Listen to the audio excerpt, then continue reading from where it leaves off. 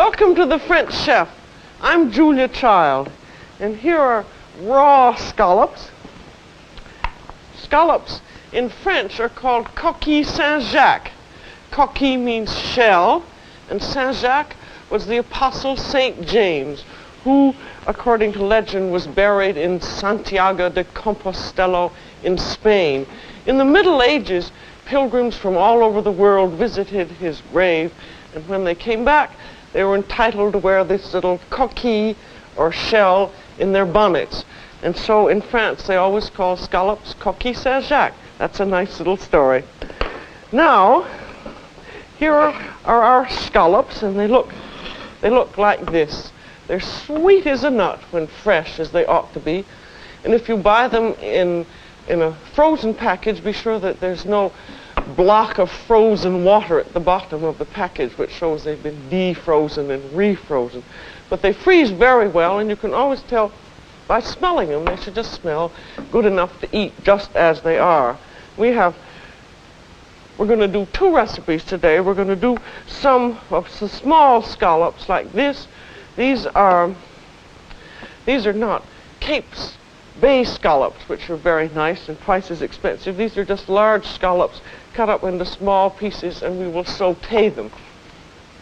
Now, the large scallops like this, if you're going to do them in the Coquilles St.Jacques, you just slice them like that, because you don't want the pieces to be too large. And we're going to stew them in wine with mushrooms. So we just put them into a nice pot, and then we have sliced mushrooms to go with them. Here are our mushrooms. These, you remember how to slice mushrooms. You just, after you've washed them and dried them, you just do like that. You don't have to peel them at all, and the stem you just slice like that. And then the mushrooms go in with the scallops. I've got about a cup and a half of scallops and about a cup and a half of mushrooms here. And then I'm going to put in some white wine or white vermouth. I always use white vermouth, and I'm going to put in about 2/3 of a cup. And then put in just a little tiny bit of water. As these stew, they exude some juice. So we don't want to have too much water, because we're going to use this nice liquid to make our sauce with. And then put in a bit of salt. I'm going to put in about a 1/4 teaspoon, and a little pepper. And then we're going to have some herbs along with, to cook with them. I'll move this out of the way. And we want some parsley and a bay leaf. And we'll just fold the bay leaf and the parsley like that, and tie them together with white string so they're easy to remove. This is what's known as a partial bouquet garni, or herb bouquet. If it were a full one, it would also have thyme with it. And then we're going to put in either some shallot, that's a shallot, or green onion. Or the green onion or scallion can always substitute for shallot. And just chop it up fine like that. And then in that goes along with our scallops. And those just have to come up to the simmer and be covered, and I'll just toss them a little bit so that they get all the wine along with in them.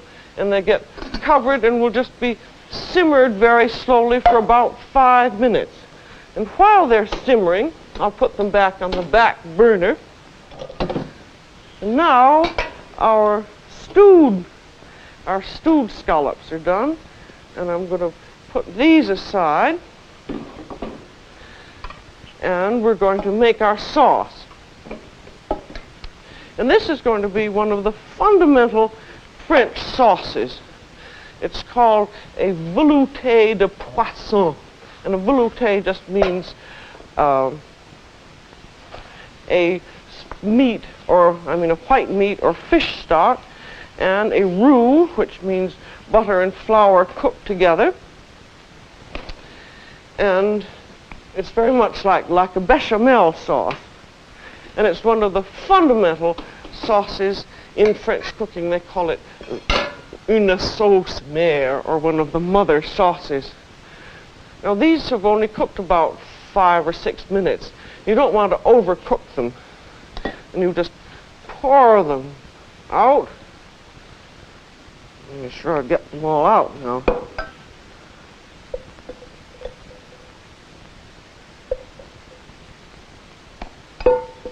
And then pour the juice back into your saucepan.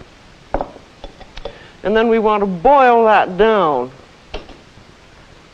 which you always do in French. And when you're making a French sauce, you boil down what you've cooked the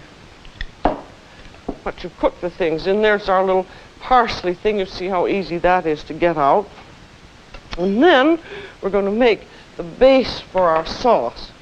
And this is going to be how to make a roux. And this takes, we're going to have, let's see, we're just serving 4 people, and we want about 1.5 cups of sauce. And by the time, this makes about 1.5 cups or slightly more, so you want about an equal amount of sauce. So that would be either 1.5 cups to 2, and this is going to be a sauce enriched with cream and egg yolks. So you want to start it out fairly thick, and you want 2 tablespoons of flour per cup of liquid. So I'm going to make it 1.5 cups of sauce, so I will have 3 tablespoons of flour. We want it fairly thick at first because we're going to add cream to it. And so if you're going to add cream to anything, you make it thick at first. Now when that has just melted, we put in our flour.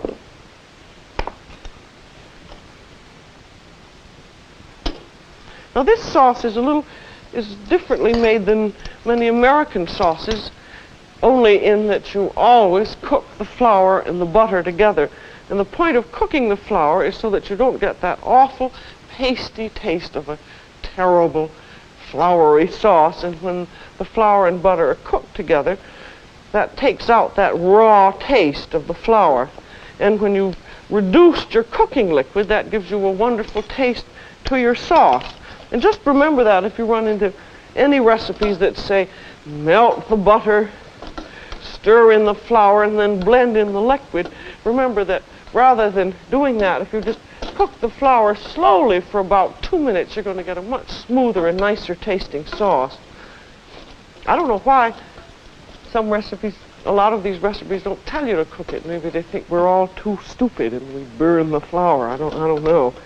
But it certainly makes a lot of difference in the taste of the sauce. Now, if you look at this, you'll see that the flour and butter are beginning to froth very slightly together. And they should do that for 2 minutes. And you don't want the flour to turn any more than sort of a buttery golden color. That in French is called a white roux or a roux blanc. There, now after 2 minutes, and your sauce has reduced a bit and taken on a concentrated flavor, you take your pan off the heat and wait until it stopped bubbling. And as soon as it stopped bubbling, you take all of your hot liquid here and pour it in all at once. And then beat it with your wire whip and bring it back up to the simmer. And once you've cooked your flour and reduced your stock, you don't have to do any of this long simmering of a stock, because the flour has been cooked and the stock has been reduced, and all it needs to do is to come up to the boil and boil for just about a minute. You see, it's already getting thick there, which is just what we want. And we're going to enrich this with cream and an egg yolk. There, now it's boiling. You see that does it very quickly. Be sure that you use a heavy bottom pan on this, and also any pan in which you're doing a sauce that has white wine and or egg yolks. Be sure that you use either a stainless steel or a porcelain pan. If you use of some other types of metal pans will stain the sauce grayish and sometimes turn the egg yolks greenish. Now that's boiled enough, and you see that's very thick, so we can add just as much cream as we want practically. And now I'm going to take that off the heat, and we have our egg yolk and 2 tablespoons of cream here. Anytime you are going to enrich a hot sauce with egg yolks, you always mix the egg yolk with a cool liquid, in this case cream, and then you pour just a few drops of your hot sauce in like that, and then beat it up. The idea here is that you don't want to scramble your egg yolk. You just put in a little more. This is when the egg yolk is just very gradually heated up. That's all you need. There, now that's heated up enough so we can pour it in a thin stream. Always remember this whenever you have to do a sauce like this, that you gradually beat your hot sauce into your egg yolks. There. Now this comes back over heat, and we want it to come to the simmer again, and the egg yolk won't scramble because you've combined the yolk and the sauce correctly. And when an egg yolk is in contact with a flour-based sauce, such as a velouté, it's not going to scramble if you've done the preliminaries correctly at first. Then as soon as that comes up to the simmer, you add a little bit of cream. And if you're going to add cream to a sauce, just add it a little bit at a time. Put just a little bit more in. We want the sauce to be thick enough to coat the spoon. You see, when I hold the spoon up, the sauce coats it nicely like that, which means that it will also coat the scallops when it's added to it. If you have too thin a sauce, it just falls away from the scallops and looks very messy. And now we shall pour the sauce onto the scallops. Another rubber spatula. I don't know what I'd do without rubber spatulas. There. And now mix it all together. And taste it for seasoning. I want to be sure that it's right at this point. Oh, that's awfully good, I must say. And now we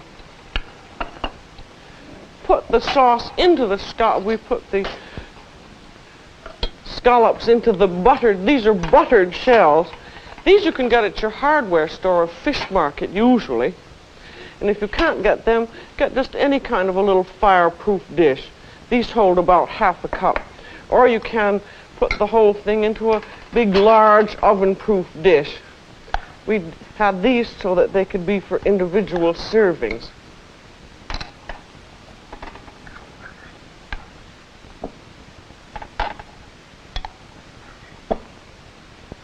There.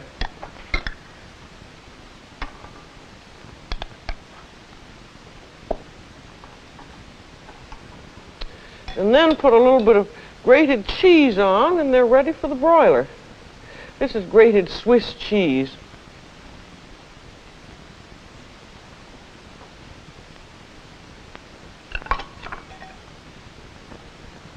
There. And now into the broiler, where they're just going to brown the top for about a minute. Have the broiler hot and keep your eye on it. Now you can get all of this ready ahead of time, get all the cheese on and everything, and then refrigerate them until you're ready to broil them.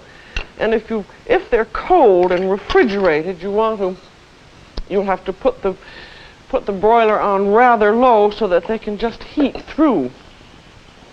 But they should be bubbling and the top brown. And if you get it too close to the broiler when they're cold, you just brown the top, and then you have cold scallops down at the bottom.